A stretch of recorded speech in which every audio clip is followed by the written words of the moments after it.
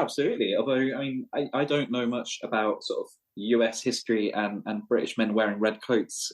Would that be frowned upon? I'm not sure.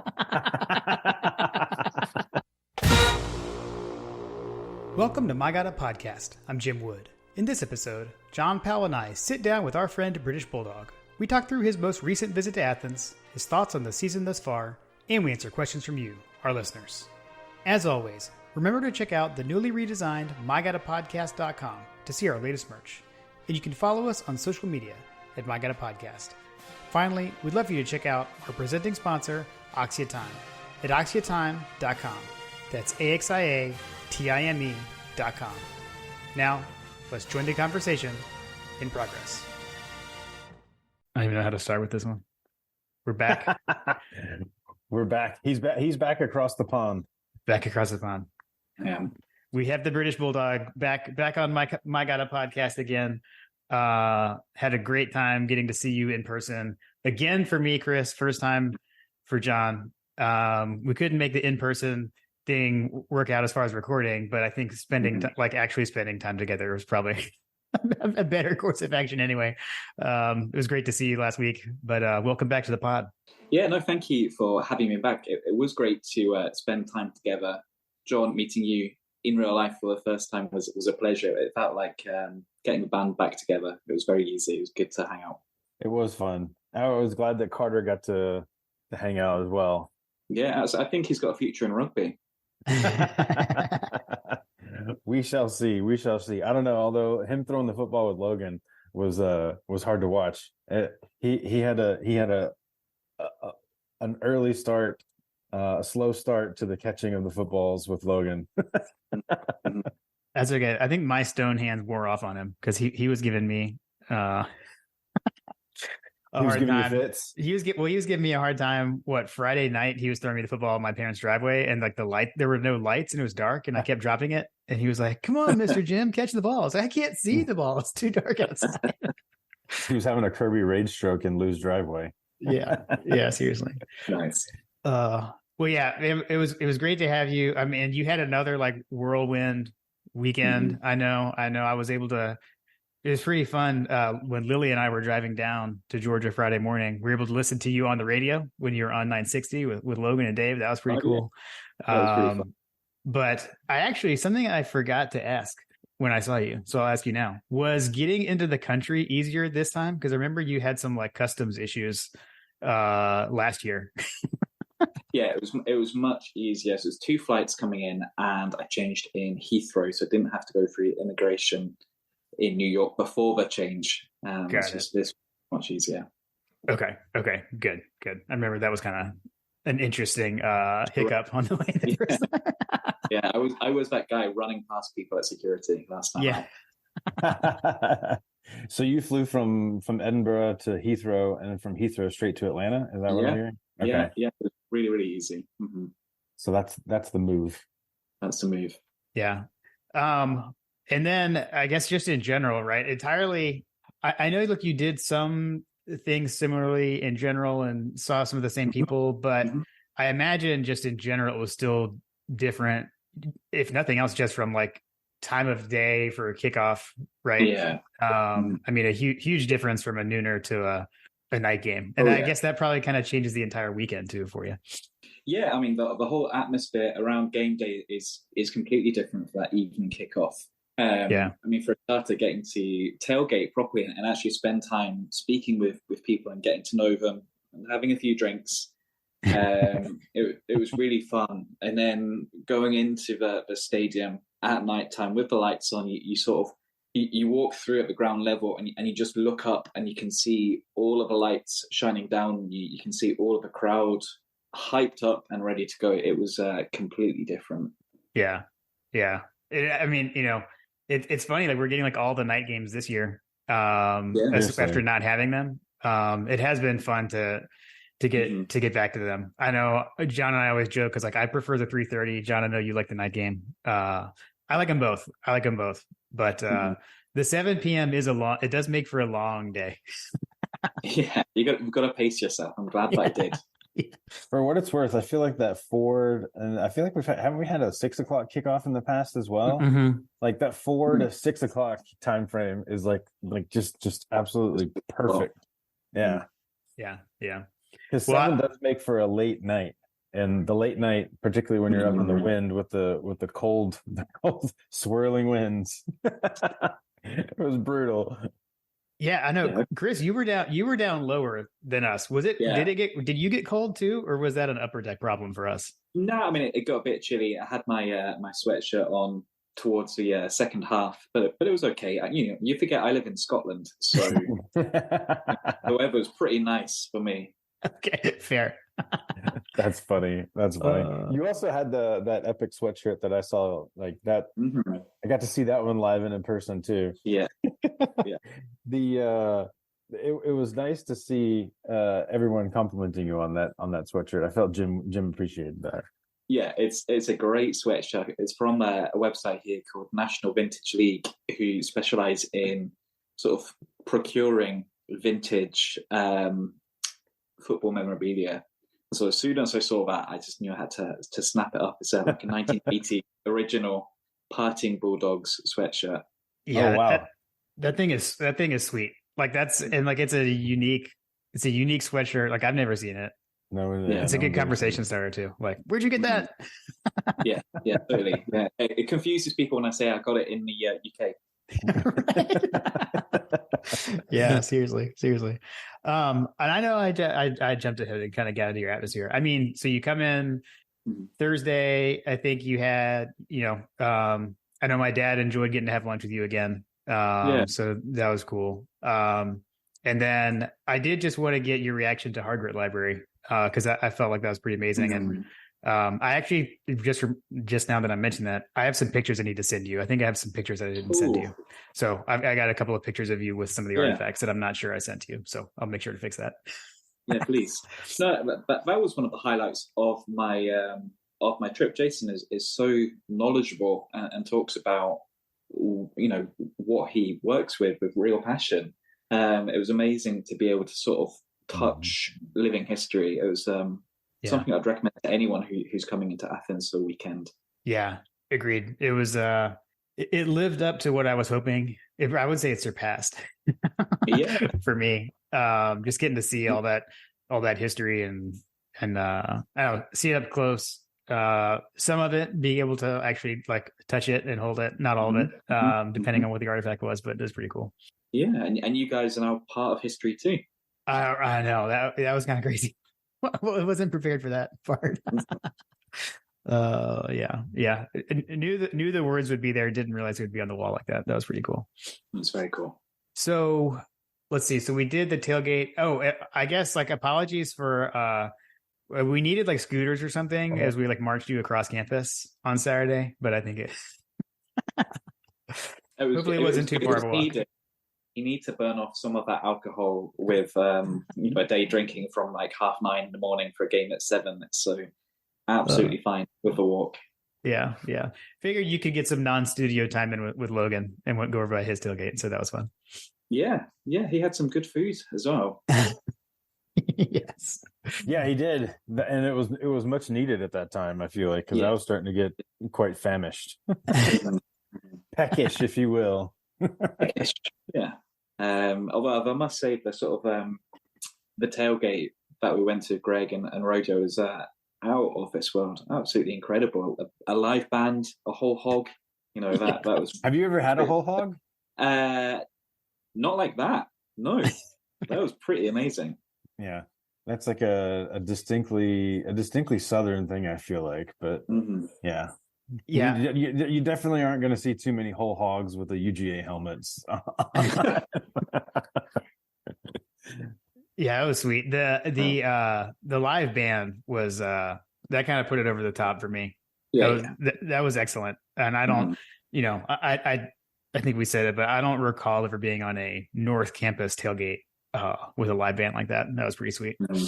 Yeah. Where were you in the game? Because you were in lower level, right? 104. Okay, cool. Nice. You had pretty good seats. Yeah, they were good seats. Yeah, they were quite close to the Kentucky fans. But for the most part, they were quite quiet during that game. Nice. I didn't even think about that. Yeah, you're down in that. Okay. And not were you probably wait, now I'm trying to even remember. They had their band there, right? Were you kind of close over to their band a little bit? I didn't hear that, if I'm honest. Okay. Maybe they weren't even there. Now I'm trying to remember. But yeah, over there, the blue in the corner. That's funny. I didn't think about that. They're usually right over in the corner, which I believe that his seats were kind of closest to that area. So yeah, you just hear the Redcoats. Yeah, you just hear the Redcoats. They didn't have much to. They didn't have much to play about, I guess. When did you go in? Because I know you had which I guess kind of embarrassing, but like I have no shame, and I totally like walked behind the camera during your interview with Allison on WSB, because I know that was not too long before kickoff. But so were you able to get in and see all the pregame stuff again? Yes, yeah. So we saw all of the sort of pageantry that goes with the sort of pregame. So it was really perfect timing. Yeah. Okay. Nice. Yeah. I mean, now you're an old pro, right? So you knew what you wanted to get into the stadium for. Have you become pen pals with Allison at this point? I think we're Twitter friends. Yeah. There you go. Oh, that's awesome. I've got the recording, but I think you ended up having. I think you had the whole thing, right? Yeah. I might have to record it on my phone, but it's too long to put out on Twitter, so I'm kind of hoping that Alison might put it out at some point. Got it. Nice. Yeah, that was cool. I sent a screenshot to my sister to make sure, because there was another point, like where you guys were doing the interview is kind of where our kind of group was just kind of standing out. I told my sister, I was like, hey, you ended up on TV. She was like just like standing there in the side. It was pretty funny. Oh man. Yeah, that was cool. It was a good feature too. I enjoyed watching that on Saturday. I'm glad you texted about that. Cause I didn't have it like on until you sent that. And so I was able to get it on. Yeah, it was kind of cool. It was one of the last features on the show. So they sort of teased it a few times. Yes. I remembered, cause last year I watched like the whole thing and I kept yelling at the TV because they kept teasing it. I was like, come on, like, when are you going to show it? Yeah, that was good. I liked how they were able to like merge kind of the two, like show some footage from last year too. And everything in there was cool. I thought they did a good job with that. It was really well done. I even sent it to my mother-in-law who also enjoyed it. Awesome. Love it. So the game itself though, so I guess like all the differences, right? So it's like night game as opposed to day game, top 25 matchup as opposed to like MAC team, but then also the inverse of what you would think there is that like the Kent State game was actually closer than this game, so it was a completely different experience for you. I don't know, so I guess what was your take on the game itself with it? I mean, I think in general, most of us felt like Georgia was capable of doing that, but I think most people were kind of picking it to be a closer game. Yeah, well, I certainly thought it was going to be a close game. So it was great to see how easy they made it look. It was the game we had been waiting for all season, where they put everything together and just showed that class is forever. Form is maybe temporary, but still winning. So it was a great game to come and see.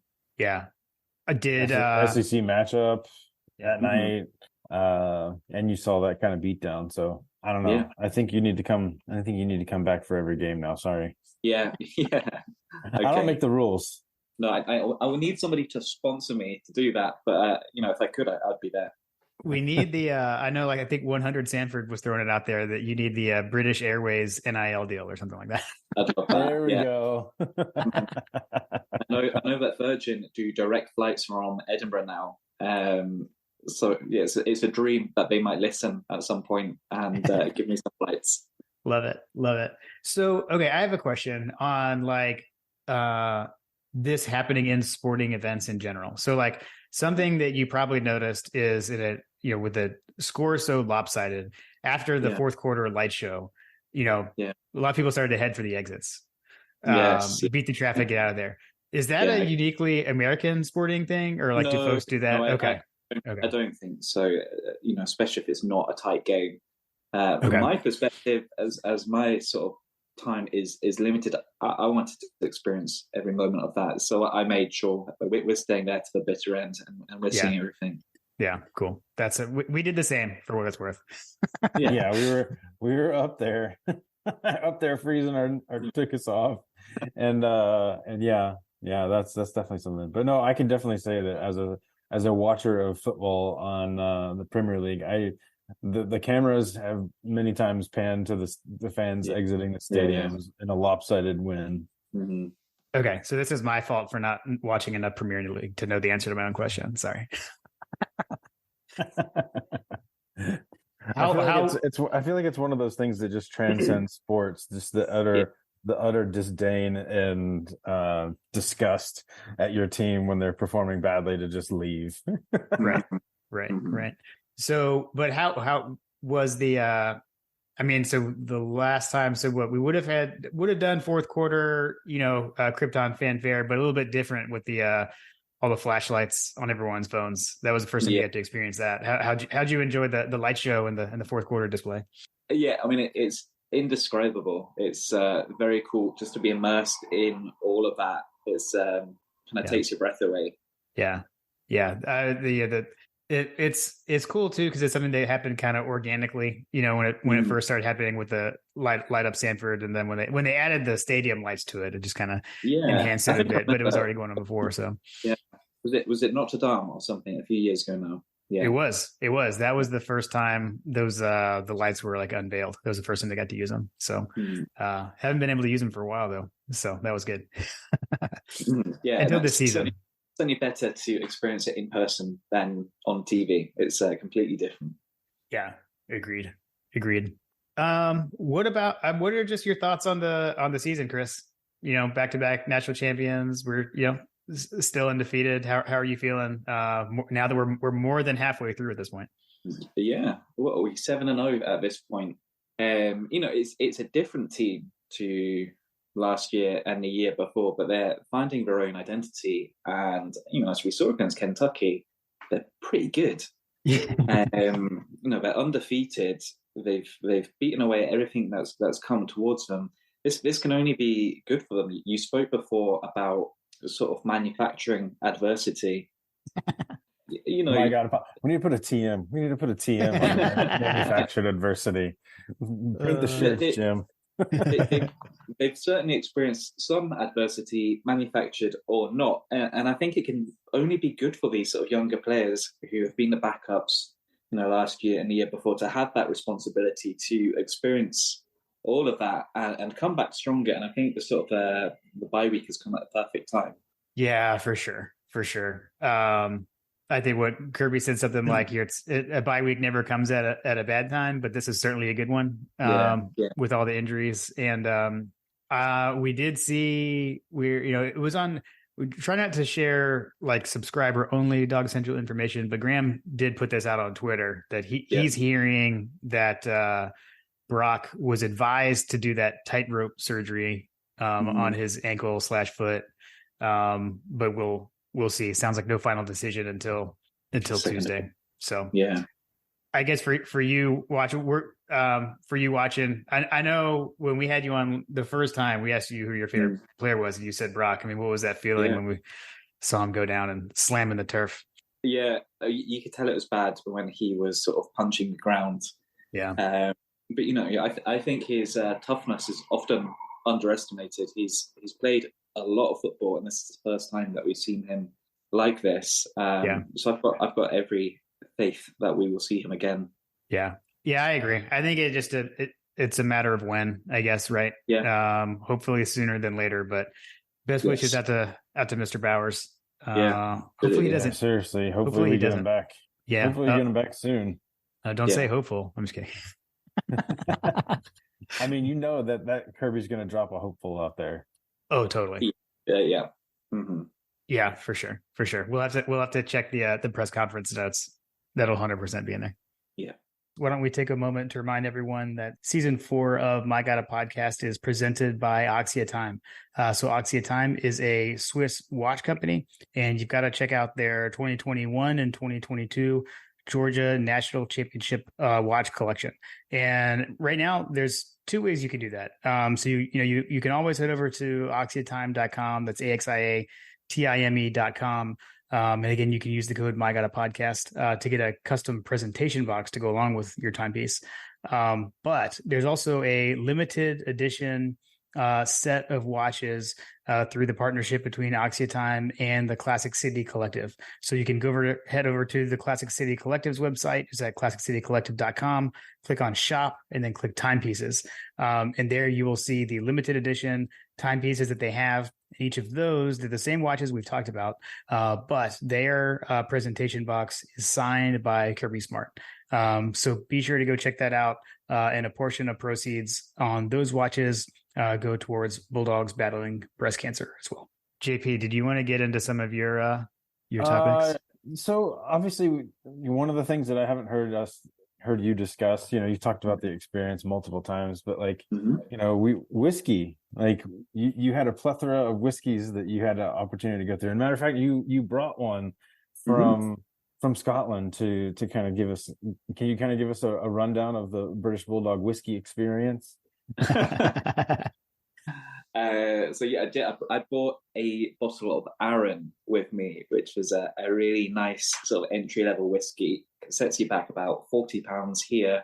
I don't know if you can get it in the US, but it's from the island of the Isle of Arran. It's just off the west coast of Scotland. It's very smooth, very tasty. It's generally a bit of a crowd pleaser, and it was it's great to be able to raise a glass with you guys. I think you kind of liked that one. Oh yeah, yes. I think it was finished in bourbon barrels too, right? Yeah, maybe.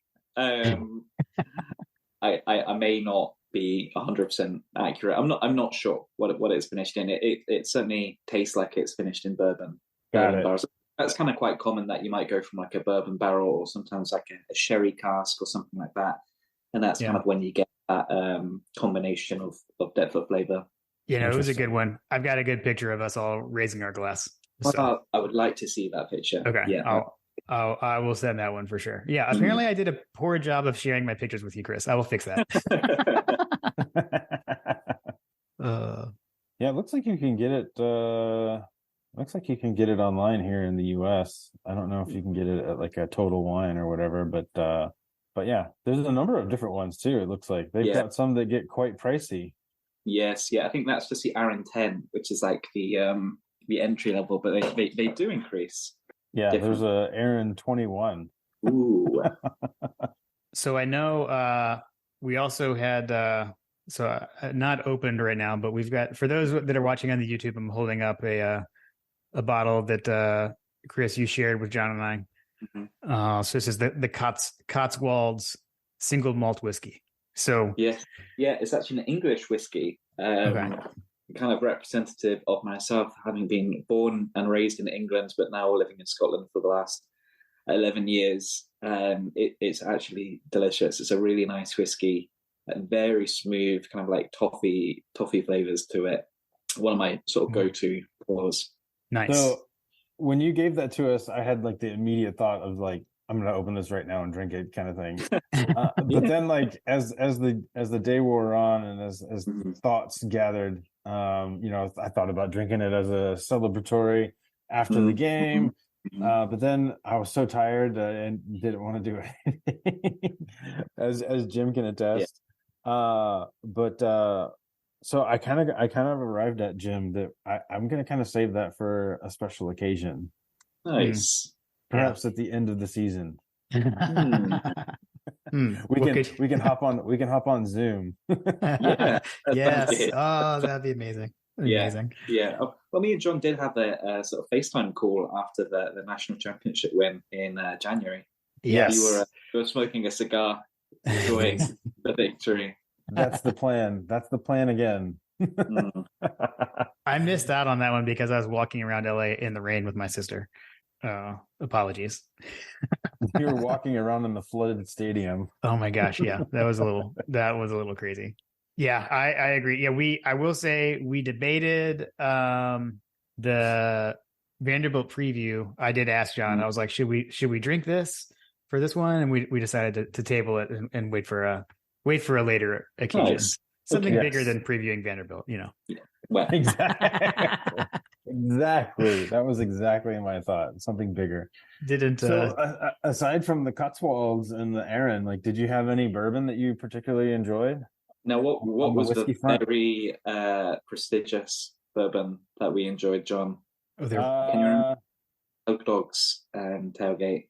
The Elmer T. Lee. Yeah, I mean that was quite nice. That was really good. Yeah, shout out to Hug Dog. That was a good pour. I don't know if he brought that, but someone had that whiskey out, and I was like, I've never had this before, and it was quite nice. It was popular. Yes. He also had the biggest bottle of Eagle Rare I think I've ever seen in my life as well. Yeah. I've seen big bottles before, but that one was particularly big. He's living the dream. Yeah, seriously. So you like the Elmer T. Lee. Was there any other whiskeys that were of note that you felt like you had that were? I can't even remember what else I did have. But it all went down pretty nicely. Right. There was quite the spread on the table. Mm-hmm. Oh yeah. And I think we made sure to get you some Creature Comforts too. The Classic City Lager. Yeah, that's good. And I like the Baller that Jim brought as well. Oh yeah, the Baller beer. That's a good beer. That's a good beer. Yeah, that's from a local North Carolina brewery over here, right? But not too far from our house. For the Kannapolis Cannonballers. So they're the minor league baseball team, just up the road from me. So it was good. No, that's pretty cool. And is it easy enough to get tickets to one of their games? Oh yeah. Yep. I actually have not been. So I'm even forgetting what their name was. They basically rebranded and changed their name and everything and got a new stadium. And I have not been to the new one, unfortunately. I need to rectify that. We keep talking about going there. My Lily's been to a game there, nice. But I have not been yet. We actually have two different minor league teams pretty close to us. So, okay. I love the branding around these teams. Is it the Savannah Bananas that are just like blowing up? Yes, they're amazing. They're kind of becoming almost like the Harlem Globetrotters of baseball at this point. Because I think like they were just like a kind of standard minor league team, but now the show has gotten so big, I guess you would say. It's been kind of crazy the way they've blown up. So I've got a good friend who does turf. He's a turf guy in baseball. So I get all my details from him. Nice. All right, Chris. I do think that we should highlight something for you and me because early on in the tailgate, I flashed up a score to you that we were already down 1-0, or you flashed a score up that Man U was down 1-0 within like 5 minutes of the tailgate. Yeah. We joked about not wanting to bring the soccer on the tailgate, but that was particularly low. However, they ended up pulling that game out. Yeah, two games in extra time, 2 goals in extra time. Crazy. Yeah, it was like Fergie time was back, and Scott McTominay. I can't believe he scored both of those goals. He's for a big occasion. Oh man, that was crazy. But also, that's a sad season. It's also, I feel like it's a parlay for those of you that are maybe taking this period of UGA football for granted. That these are the good old days. Chris and I are currently on the downswing of what once was the good old days, and now we're in a long period of like this isn't the best of times. You've got to enjoy the good times while you can. Exactly. We had a legendary coach. We're currently with a legendary coach at UGA, like based on all the numbers and metrics and all the streaks and stuff are historic. So it's definitely one of those things that we're going to have to relish, because at some point all good things come to an end, right? Yeah, but hopefully not anytime. Yeah, this is never going to end. It's never going to end. I waited my whole life for this, and that's where we say Munsoning is dead and the things like that, right? And I think part of that for me is just like, what am I going to gain from it at this point? I spent way too much time worrying about that kind of stuff, and Kirby we trust. I'm gonna trust the coaches and these players in this program to Yeah, I feel like I enjoy it more now without worrying about so much stuff anymore. I don't know. That is nice. Even sort of going behind on the weekend, I don't think any of us were particularly worried. Exactly. Yeah, you get down and you're just like, they'll turn it around. They're going to figure it out. John, I think you actually texted that, like, they'll figure it out. Yeah. I feel like that my wife and kids are like when Vandy scored, like Carter was yelling down because he was watching upstairs and I was downstairs and he yelled down, "Dad, Vandy just scored. We're gonna lose." Like, it'll be all right, buddy. Yeah. And that was the same thing on a previous game as well. They're like, "Are we gonna lose this game?" Like, they'll figure it out. Yeah. And I think that one of the things that Jim and I were texting about earlier, because when we just did the review episode, right, for Vandy, and after we talked about the streaks and the historic streak that they're on. So you got the USC teams from the early 2000s and the Miami teams from the early 2000s that had really good teams and streaks, and UGA is right behind them and could potentially overtake Miami this year for number 2. But went back and looked at some of that stuff, and even those teams, granted they definitely blew out teams, but they also struggled at times with some lesser opponents. So like it's not something that I feel like we should look at as like, oh my god, we're terrible, that kind of thing, because even great teams struggle from time to time. But yeah, it's just one of those things that they're working through themselves, and we're kind of at year 3, right? We're at year 3 of the streak being alive, and those teams started struggling. They say the sign of a great team is not playing your best but still winning, which is exactly what we're doing. Yep, totally agree. I mean, it's the kinds of games where when you think back before this run started, like especially like the Auburn game, like that Auburn game with that start, that's one where other teams in the past, you feel like maybe that kind of snowballs and you end up losing, but not this team, so. Right. And if you look at like the success rate, that's what Jim and I were talking about as well, was just like, I feel like that the best metric that kind of encapsulates how I felt about the season thus far is the success rate. Like, you look at some of these games and it's like, we feel like we haven't been struggling, and the success rate is part of the reason why, because they're doing so well that on paper it may not feel that way, but the successfulness of each of their plays as a net has been pretty positive. Yeah, for sure. Well, Chris, we do have some questions that some listeners sent in. People want to know things and get some questions answered from the British Bulldog, if you're cool with that. Yeah, good to go. So as every week, our listener questions are brought to you by Working Web Media. So we've mentioned, we weren't super happy with our old website and we wanted to redesign it, and we worked with Working Web Media to do that for us. So you can definitely go check out our newly redesigned website, mygodapodcast.com. Much better design flow and a new merch store as well. So you can see all of our merch. We got hats, t-shirts, etc. up there. But if you need help, if you got a small business, you need help with your website or even just your online presence, they can help you with social media marketing as well. Go check them out at workingwebmedia.com/dogs, and then they will know that we sent you their way. All right. So first up, we got our buddy 51-7 GATA.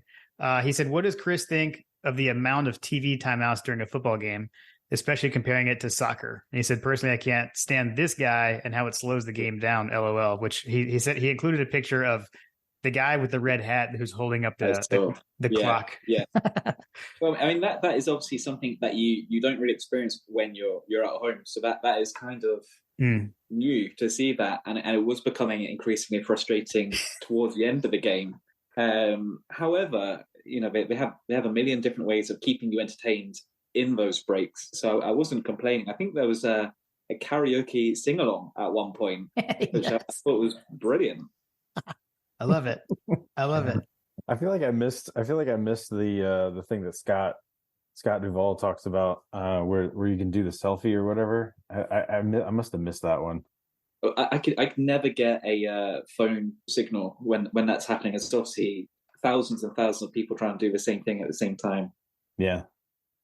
My niece got on it one game, and the one game that I didn't go to. So Ball State, she was able to get on it. I never got it to work. Kentucky game. I got like through the QR code UAB game, but we didn't make it on the Jumbotron. So, all right, let's see. John Michael D would love to know what y'all thought of the documentary on that one guy who married a Spice Girl. I think he had a great run at Man City back in the day. That is very funny. That made me laugh. That's the David Beckham documentary that's on Netflix right now. I saw that question and I've been meaning to watch it for a little while. So I had a look at it last night, and I think it's like 1 hour and a half episodes. It's quite a lot. So I've not made a dent in it yet. I've seen a few clips. David Beckham was a hero to me back in the day. I remember that goal he scored against Wimbledon at the start of the season in 1995, 1996, where he scored from the halfway line. So I'd be very interested to watch that documentary when it comes around to it. Yeah, dude. If you're a Man United supporter, it's definitely going to be comfort food. Mm-hmm. Again, it's kind of like watching, fast forward 20, 30 years from now, it'll be like us watching the UGA, the UGA run here, the Kirby Smart run. Maybe Stetson Bennett. I don't know. I'm trying to think of who. Stetson Bennett probably doesn't do David Beckham justice, but I'm trying to think of who would be the most corollary of David Beckham in this group right now. But I mean, is it Brock Bowers? Could be Brock. Maybe. I'll have to think about that. I don't know. I should have thought about that ahead of time. I just thought about that. Who would be the corollary of that? But yeah, dude, that Beckham documentary is fantastic. It also gave a lot of insights into just the relationship between him and Victoria, which kind of like answered a lot of unsettling questions that I had from the past about like why he made certain decisions. Like, I don't know if I know Jim's probably like, he's like, you're speaking Mandarin Chinese right now. But okay. Like his whole departure from the club, right? Like, she was a big part of it, and there was a little bit of explanation going on some of that stuff too. So, yeah, man, it was really well done. As many things that Beckham has been involved in, it was quite nicely structured. Okay. Yeah, I haven't seen it yet, so I know this question wasn't for me, but I do want to watch it. I'll get to it eventually.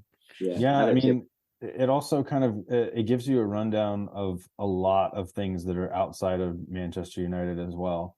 So, like, for instance, I didn't realize this, Chris, and maybe you haven't seen these clips, but like he brought in everyone. Like he brought in Luis Figo, Roberto Carlos. He brought in oh gosh, I'm drawing a blank on the guy that he got the red card on from Argentina. Simeone. Yeah, Diego Simeone. He had Simeone on talking about it. They interviewed him as well. So like it brought in a lot of stuff. It was very interesting. Yeah, I need to watch it. Yeah. Let's see. Next up, this question comes with some inside sources because these are from Dwight. Yeah. Any chance of a return trip for the SEC championship game and or CFP? Yeah, I mean, I would absolutely love that. If I could, I would. I would need to raise funds because I can't afford that trip right now. But yeah, that would be a dream come true. Dwight, as some people know, has been my fixer, my main man for some of these trips. So without his help, some of the experiences that I've had wouldn't have happened. But yeah, I would be there in a heartbeat if I could be. Nice. He said, for your return trip in 2024, any interest in leading the Redcoats at the end of the game?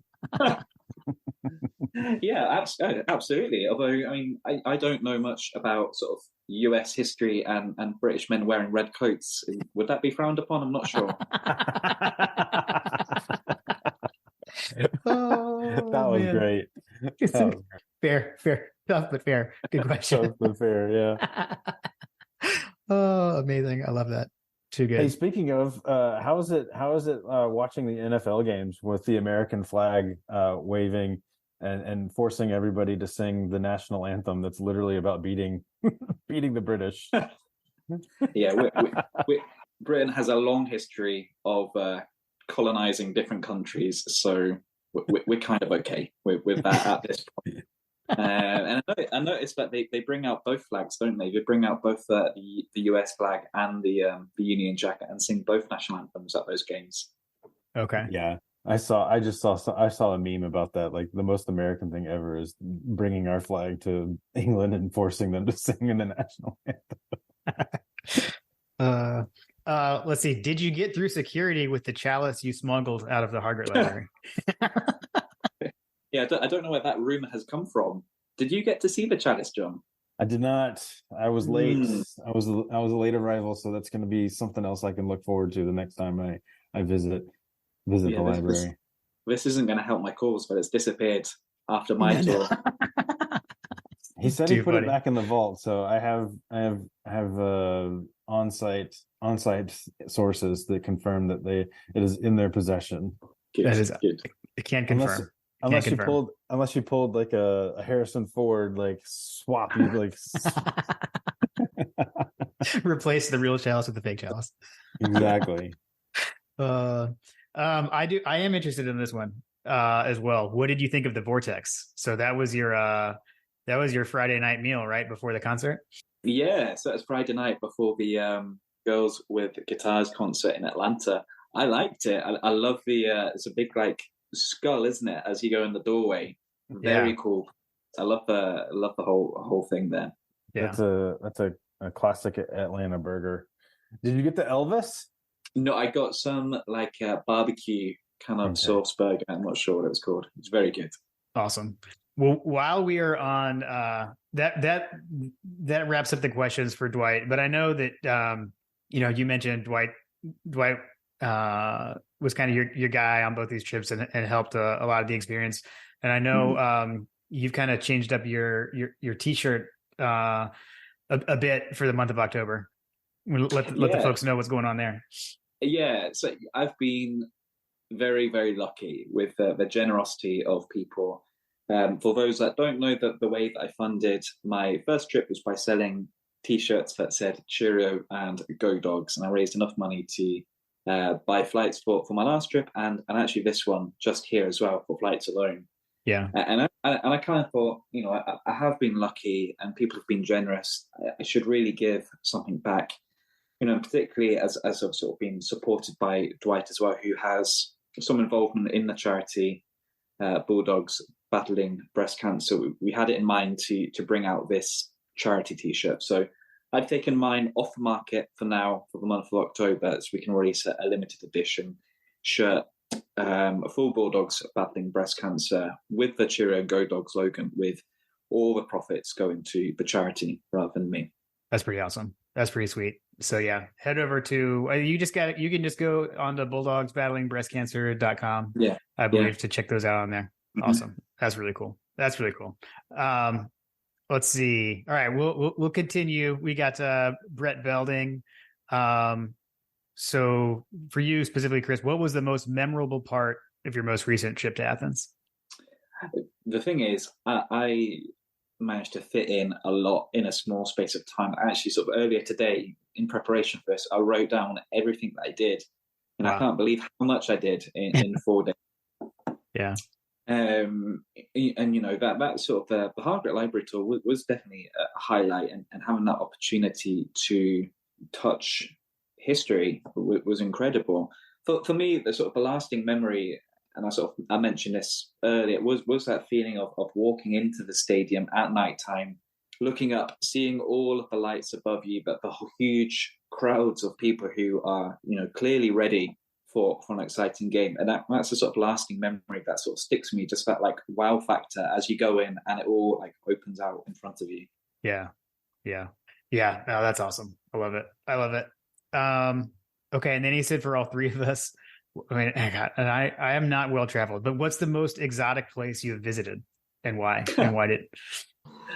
I like to travel. I'm quite lucky that there's a lot of different things on my doorstep. For me, probably the most exotic place I've ever been to was India. So I went to India a few years ago. That is like a completely different culture. Amazing, but everything is crazy compared to sort of your own standards. You sort of look one way, look the other way, and there's something mad going on. It's an amazing place. Where did you go in India? I went to Delhi, Agra, Jaipur, and then I flew across to Goa for a few days as well.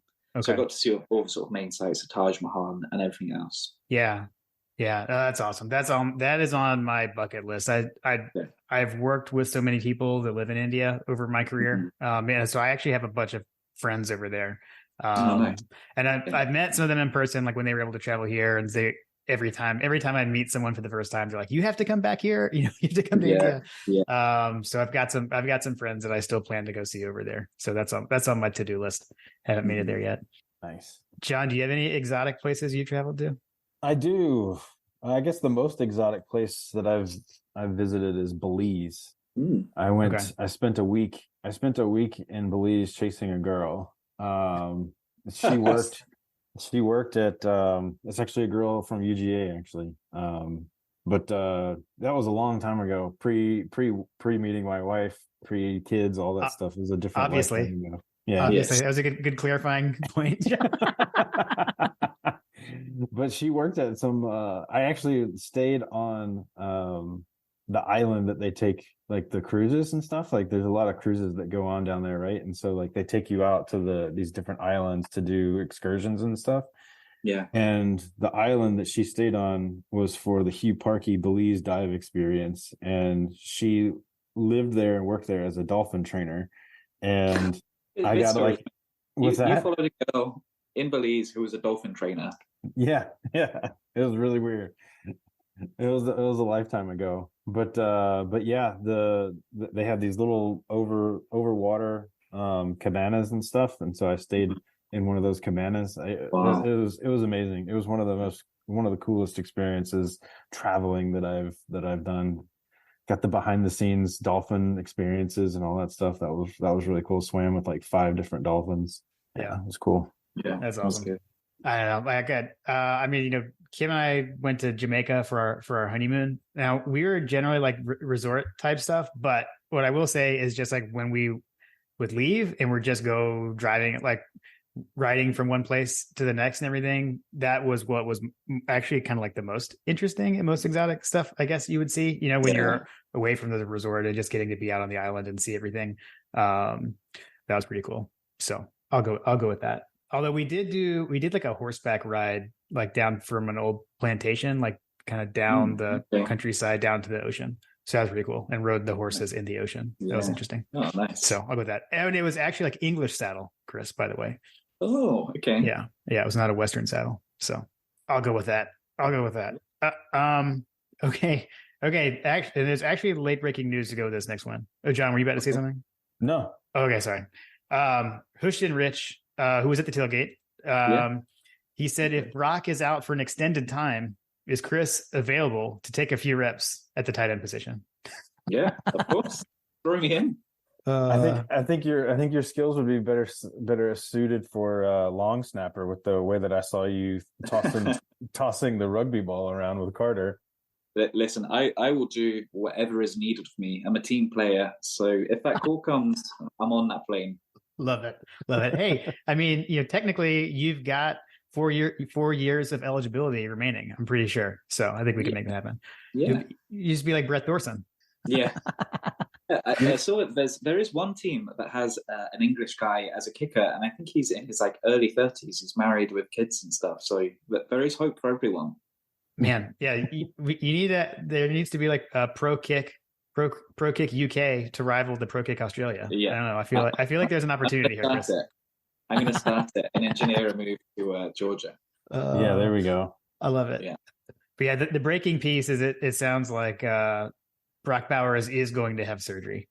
She's going to have surgery on that ankle to stabilize it, but a full recovery is anticipated. So we'll see. We'll see how long that takes, but should get him back at some point in the season. Yeah. All right, let's see. Back to back, Broham. Chris, what was your favorite play of the game, and why? And why was it the rah toe tap? Can't wait for the pod. Yeah, I caught that one on camera, and it was an amazing catch. I actually wasn't sure if it was in or if it was out, and I think we all felt the same way. But That was pretty special. That's some skill right there. That was a heck of a catch. And as John, what was it you said that there's a reason he's wearing they put him at number 5? Yeah, can't disagree with that. Yep. Aside from the fact that was his number, I think previously, but yeah. Come on, John. Yeah, it's good to see players like him and Lovett sort of coming into their own now. Yeah, for sure. I mean, he's becoming that clutch guy. Mm-hmm. In order to give you the full experience, Chris, of being on My God podcast this go around, I'm going to do this. Okay.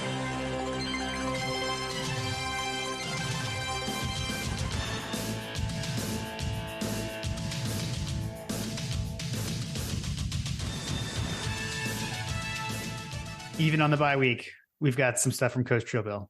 So we're not doing coaches over unders, but as there is no game. But he did send us some bye week either ors. So this would basically be: would you rather do? You have to just pick which one you would rather do, one or the other. So starting off on the bye week, would you rather go to the apple orchard or to the pumpkin patch? Maybe the pumpkin patch. Pumpkin patch. It's coming to that. Yeah. Nice. Is that how over under how many pumpkin patches are there in your area? There is a few. It tends to be something that's like a good day out with children. It's obviously nowhere near as big as it is for you guys. Halloween in general isn't a huge deal in the UK. But culture does tend to sort of drift across, and it's becoming bigger. Got it. I'm going to go apple orchard because I haven't been to the apple orchard yet, and I need to go get. And the one that I go to is the one that John went to, and I need some donuts. I tried to replicate those donuts; it did not end well. So I recommend going and getting them from the source. Amazing.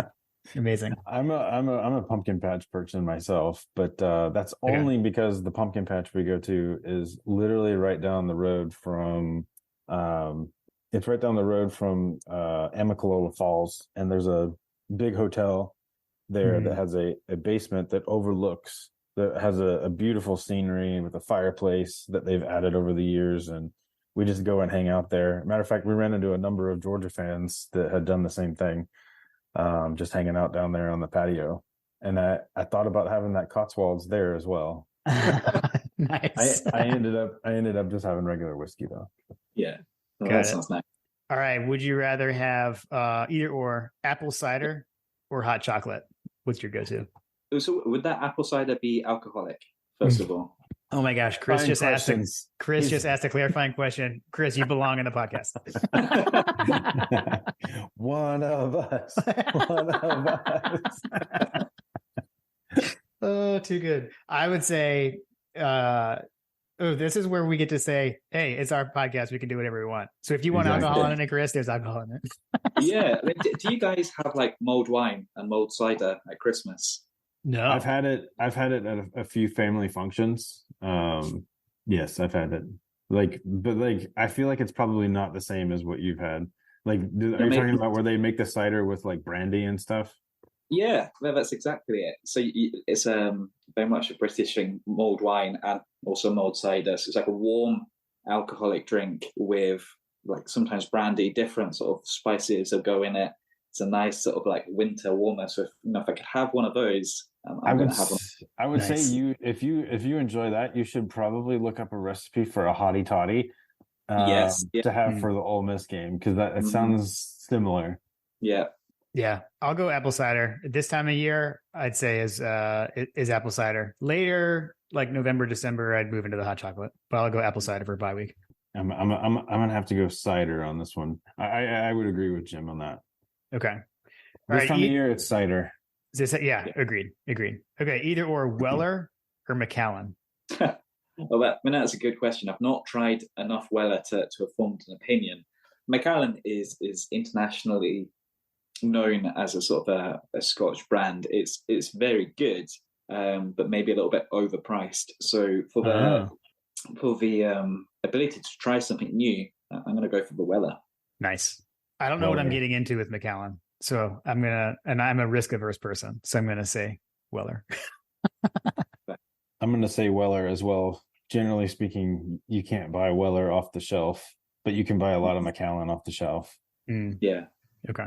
All right. Either or, watching Bama lose or watching Tennessee lose.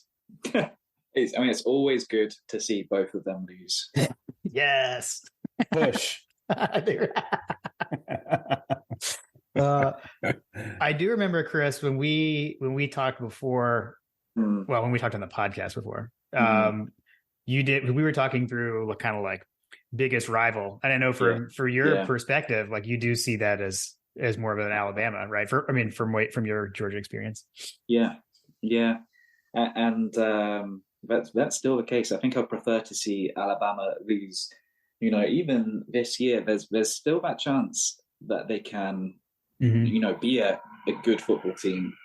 So if I can see them lose a couple more games, I'll be quite happy. Yeah. It's weird because I think I'm actually kind of leaning Alabama here, but 20 years ago, I never would have thought I would have said something like that. Because back then, we didn't think of Alabama as a rival. We hardly ever played them. But with the way it's going recently, and the way for things to set up, I'm gonna go Bama too. What about you, JP? I'm a Bama lose person right here because Tennessee hasn't quite gotten to the level that they were back in the 90s or whatever. I feel like that they're still kind of hovering around that. So it's not quite as annoying, but the Bama folks are still annoying. I think that one more step towards pushing grandpa off the cliff kind of thing would be nice, because as we talked about before, like the good old times, I feel like that Bama is on the downswing of their good old times, because that is going to be a difficult person to replace. Big shoes to fill. For sure. All right, so either or, for something to do in the bye week, would you rather watch the 2021 national championship or the 2022 national championship? 21. Yeah. Now that I know the result as well, definitely. Yeah. You can't top the Keely Ringo pick six, I feel like. Yeah. Demons be gone. Demons be gone. Beat that. Yeah. While the blowout was quite fun to watch, agreed. Knowing the result, I'll go with the roller coaster. Knowing the end result of 2021. Okay, now I'm also interested in this one, Chris, on your perspective here. Cocktail party debate: stay in Jacksonville or go home and home. What are your thoughts on this? I would like to experience that cocktail party vibe at some point in my life. So for the moment, I'd like it to stay, just so I can go out and experience it. Yeah, that's an excellent choice. I'm team keep it in Jacksonville. John, I feel like you kind of go waiver. Where are you at right now? I think that there should be a happy medium of both of these options, but because it's just mind-boggling to me that there are players that have never played. We have guys that have won back-to-back national championships and never played in Gainesville. Like, to me, that's just crazy. Mm-hmm. They never played at Texas A&M either. I'm just kidding. Yeah, true, so true. But I think that I guess the corollary there is, like, I wonder how Texas and Oklahoma feel, because they don't ever play on campus either, right? Right. They play neutral. But anyway, I feel like that the specialness of college football is its traditions, and this is technically more of a tradition of staying in Jacksonville. So if you pushed me on it, I would err on the side of keeping tradition, which would be to have it in Jacksonville. Which, if you look at the plans that they have for Jacksonville, it looks like that they're trying to build what Jacksonville once was. Because, correct me if I'm wrong, Jim, when's the last time you went to Jacksonville? The last time I went, I haven't been since college. I went once after college. I have not been since 2005. I went on an interview with CSX down in Jacksonville one time after college, and I went to the landing and I was like, what is going on? Oh yeah, it was totally different. Well, I think the landing's gone now. Yeah, exactly. The landing is what made the landing, and the party atmosphere of Jacksonville made that game what it was, the largest outdoor cocktail party, right? Right. I feel like that the elimination of the landing kind of, I don't know, changed in my opinion. Maybe there's others out there that could, educate us on their more recent journeys down there. Because I think that the RV city or whatever, is still a thing down there too, which is also a unique experience. But anyway. Yeah, that's still there. But yeah, the landing is gone to my knowledge. It has not been rebuilt. But we're going to find out in a couple of years with all the renovations they're making, because it's looking like it'll be home and home during the renovations like they did back in the 90s. So we'll get them in Athens, and we'll be in Gainesville at least once over the next, whenever that is. That's within the next few years. So we'll get to find out about that. So let me tell you, dear listener, Kirby Smart will be out for blood in that home game. Yeah, for sure. All right, well that's it for the listener questions, and that's it for Coach. Appreciate the bye week either or. Those were fun, and hey, nothing for Coach to track because there's no right or wrong here. Coach gets a bye week too. He doesn't have to track any answers. That's true. Love it. Well, Chris, man, it's been great chatting with you virtually again. It was definitely it was more fun getting to see you in person. That was awesome. I appreciate you taking your time and spending some quality time with us and all the folks. I know it was pretty fun just walking around and getting to see some of the experience through your eyes as well. So thanks for sharing some of that with us. It was fun. No, thank you for having me on again. That absolutely flew by. I can't believe that's been over an hour and a half at this point. Welcome to the show. Yeah. We are brevity is not our strong suit. What is there anything that we didn't ask that you wanted to review? I don't think so. Is there anything that you think we may have missed? Maybe your thoughts on the season at large and upcoming games for UGA and just college football at large. What's your thoughts? It's been a different season, hasn't it? I sort of feel like we are still waiting for everything to fall in place. As fun as the early months of college football are, we will see who champions are in November. So it's kind of all to play for. But in terms of Georgia, we're exactly where we want to be. That team is only going to get better for everything that they've experienced. I'm excited for the next few games to come. Yeah. What is it they say? November is when you find out who's the pretenders and who's the contenders. So yeah, totally agree. So what about as we look forward? Is this an annual thing? What are we thinking? I would love to make it an annual thing if I could. There'd be a few different factors financially and in relation to family. Sure. But do you know that sort of distance between the Kent State game last year and this game, it felt like time hadn't passed at all. Like I came and I was seeing the same people, and it felt like it just flashed by. So I would love to come as often as I could. Love it. Well, we'll be here. We had this one circled on the calendar from the second we knew you were coming. It loomed large. And it definitely delivered. It was a heck of a weekend. It was a blast. Yeah, it was incredible. Mm-hmm. Love it. Well, hopefully we're hopeful to get you back at a game next year, Chris. Mm-hmm. Yeah, fingers crossed. We know it'll happen eventually, even if it isn't able to be annual. That makes sense. So awesome. And you got to bring the missus next time. Yeah. All right. That's right. Make it a family affair. Absolutely. I was gonna say, and then we'll have to as well, John. We didn't bring either of our misses either. we just need her. We need her to accept it, and then he can build from there and build, Athens Far East. Right. Yeah. Awesome. All right, JP, you have any parting thoughts for us? I don't have any parting thoughts. We've heard his story. Yeah. I don't know. Maybe people that haven't heard it, brief synopsis or something like that. I don't know, but I figure if you don't know British Bulldog story at this point, then you're not paying attention. I'll plug it this way. If you're listening and you haven't heard Chris's background of how he became a Georgia fan, we did do an episode last season. It's under the My Gotta Podcast stories segment of episodes, and we dove in deep into your story and how you became a Georgia fan from afar, which is again pretty cool the way it happened and how you chose Georgia. So you can definitely go back into the podcast archives and find that one. Awesome.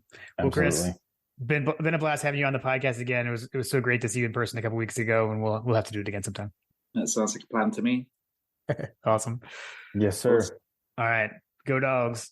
Go Dogs. Go Dogs.